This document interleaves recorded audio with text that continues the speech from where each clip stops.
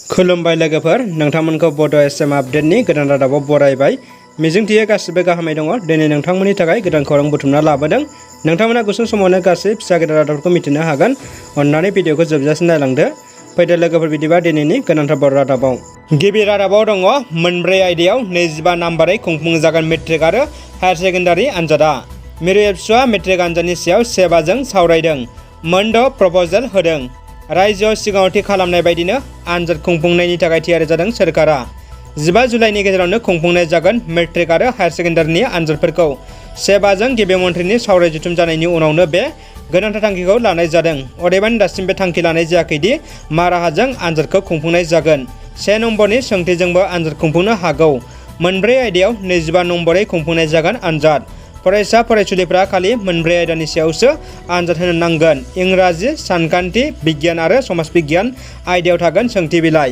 बिमा रावनि आयदायाव जाया आनजाद। आनजाद होनो थाखाय 75 मिनिट सम होनाय जागोन।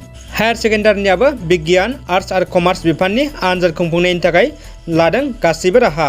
मोनफ्रोमबो बिफानानो माखासे जर'खा आयदा सायख'नानै होगोन। गासैबो आयदायाव आनजाद होनो नाङा फरायसाफ्रा। आनजादनि थाखाय सिगांनि जाय फराफारि दंमोन बे फराफारि बायदियैनो खुंफुंनाय जागोन होनना मिथिहोदों। कभिडनि थाखाय बे खेबाव हादरनि गेजेराव खालि आसाम रायजोआव जानो थांगासिनो बेफोरबायदि आनजादा। नैथि रादाबाव दङ उदखारनि गाग्लोबनायाव जम्मु काश्मीराव मुंख्लं जादों 2 पुलिस जवान आरो 2 सुबुङा। दुखुनि खौरां, सुनिबारखालि जम्मु काश्मीरनि सपरायाव जानाय उदखारि गाग्लोबनायाव 2 पुलिस जवान मुंख्लं जायो। बे गाग्लोबनायाव 2 सरासनस्रा सुबुंनिबो जिउ खहा जायो।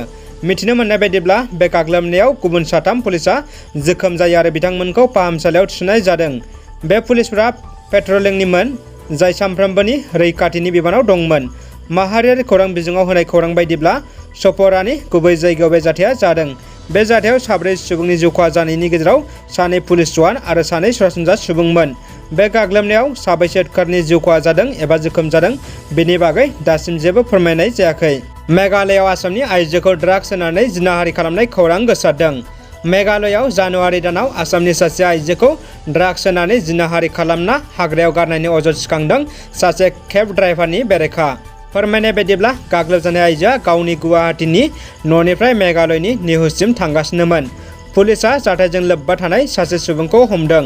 बे गासैबो जाथाय गाग्लोबजाग्रा आइजोनि लोगोआ मेगा काश्यपआ टुइटारनि गेजेरजों फोरमायनायनि उनाव बे जाथाया सोराङाव फैयो। शुक्रबारखालि मेगा काश्यपआ टुइट खालामो दि पुलिसआ बे जाथायनि सायाव नायबिजिरगासिनो होनना। मेगाया फोरमायनाय बायदिब्ला जालुपारा पुलिस थानायाव जाथायनि सायाव केस होनाय जादोंमोन, नाथाय पुलिसआ जेबो राहा लायासै। जुदियोबा एफआइआर होनाय जादोंमोन, नाथाय जेबो चार्जसिट होनाय जायाखैमोन। बेजों लोगोसे गाग्लोबजाग्रा आइजोनि मेडिकेल रिपर्टखौबो पुलिसआ होआखै होननानै फोरमायदों।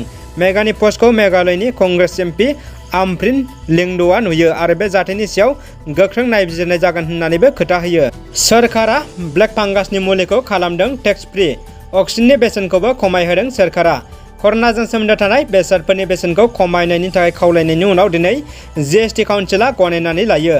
रांखान्थि मन्थ्रि निर्मला सीतारामननि आफादगिरि मासि सामलायनायाव जीएसटी काउन्सिलआ ब्लेक फांगासनि बेसेनखौ टेक्स फ्रि खालामनानै होदों। अदेबानि कर'नानि भेक्सिनाव होनाय 5% जीएसटीआ दासिमबो दं। सावराय जथुमनि उनाव खौरां मेलाव निर्मला सीतारामआ बुङो दि मिरु सोरखारा 75% कर'ना भेक्सिन बायगासिनो होनना आरो बेयाव जीएसटीबो होगासिनो, नाथाय बेखौ सोरखारि फाहामसालियाव सरासनस्रा सुबुंफोरनि थाखाय बेसेन होनाङाजासे मोननो हानाय खालामना होनाय जादों होनना फोसावो। गुबुन फारसे बे सावराय जथुमनि उनाव अक्सिजेनजों लोगोसे टेस्टिं किटफोरनि बेसेनखौबो खम खालामनाय जादों होनना फोसावदों। बेफोराव होनाय 12% जीएसटीखौ 5% खमायना होनाय जादों। हेन्ड सेनिटाइजार आरो थार्मोमिटाराव होनाय जीएसटीखौबो 5% खमायना होदों जीएसटी काउन्सिलआ। बायहाटानिफ्राय 4 हिन्जावसाखौ बोखांदों पुलिसआ। सासे दायनिगिरिखौ हमदों। आइजोफोरखौ फाननायजों सोमोन्दो थानाय बिसि फिसायखौ हमनानै पुलिसनो होदों रायजो राजाफ्रा। आसाम पुलिसआ सुनिबारखालि बायहाटानिफ्राय 4 हिन्जावसाखौ बोखांनो हायो। सन्देह खालामनाय बायदिब्ला बे हिन्जावसाफोरखौ फाननो लांनो नागिरदोंमोन। पुलिसआ बोखांनो हानाय हिन्जावसाफोरखौ अदालगुरिनि पानेरिनि होनना मिथिनो मोननाय जादों।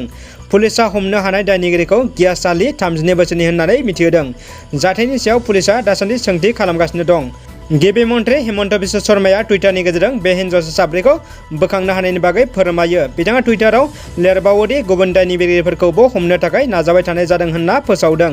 आरो दासान्दि पानेरे पुलिस थानायाव बिसोरनि हेंथायै केस होनायबो जादों होनना मिथिनो मोननाय जादों। दानिया फैदो गुबुन मोनसे खौराङाव। रबिता राभा आरो समायना राभानि थार बिजिरनाय नागिरना राभा माहारियारि आफादफोरनि गोख्रों दाबि। क'क्राझार जिल्लानि अबायाखटियाव सोमजिनाय मुगैथाव जाथायखौ गोख्रों रावजों सोंखारिदों राभा माहारियारि आफादफोरा।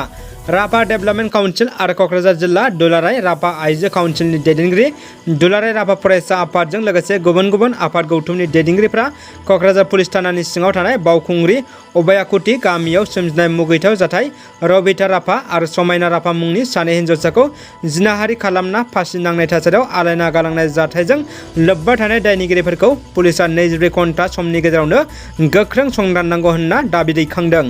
खौरांगिरिनि सिगाङाव राभा माहारियारि आफादफोरनि दैदेनगिरिफ्रा बुङो दि हादोरनि गाहाय मन्त्रि नरेन्द्र मदिया भारत हादराव बेटि बाचाव बेटि पढ़ाव स्लगान होनाय थानाय बुब्लियावनो बिटिआरनि गाहाय सदर क'क्राझार जिल्लानि बावखुंग्रि अबायाखटि गामियाव सोमजिनाय मुगैथाव जाथायखौ गोख्रों रावजों सोंखारियो आरो थाबैनो गोजौ थाखोनि नायबिजिरना लोब्बा थानाय दायनिगिरिफोरखौ आयेननि गेजेरजों हमनानै गोख्रों साजा नांगौ होनना गोख्रोङै दाबि दैखाङो।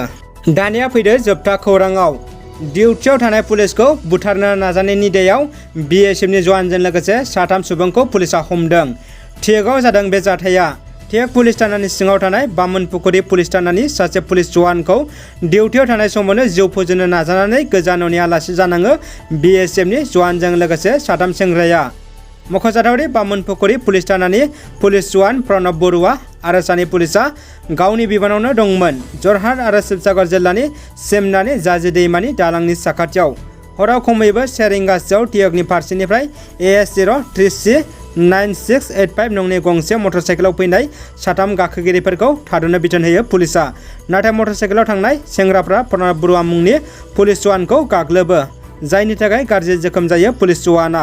मख'जाथावदि 3 सेंग्रानि गेजेराव बलमा देवथाय गामिनि परमा गगैया सीमा रैखाथि हान्जा बिएसएफ जवान होननानै मिथिहोदों पुलिसआ। गुबुन फारसे हमजानाय गुबुन सानै सेंग्राखौ कुसुम गगৈ आरो गियानदीप हाजरिका होनना सिनायथिदों। उननि समाव टियक पुलिसनि साफ्रोमनिबो नायगिदिंनाय दोलोआ 3खौबो हमनानै जेलसिम दैथायहरो। खुलुमबाय। कभिड-19नि नैथि दोहौआ दुलाराय हादोरजों लोगोसे जोंनि हादोरखौबो गोबां रोखोमै नाख्रेबदों। बेनिखायनो रायजोफोर गिनो नाङा, सांग्रां जा।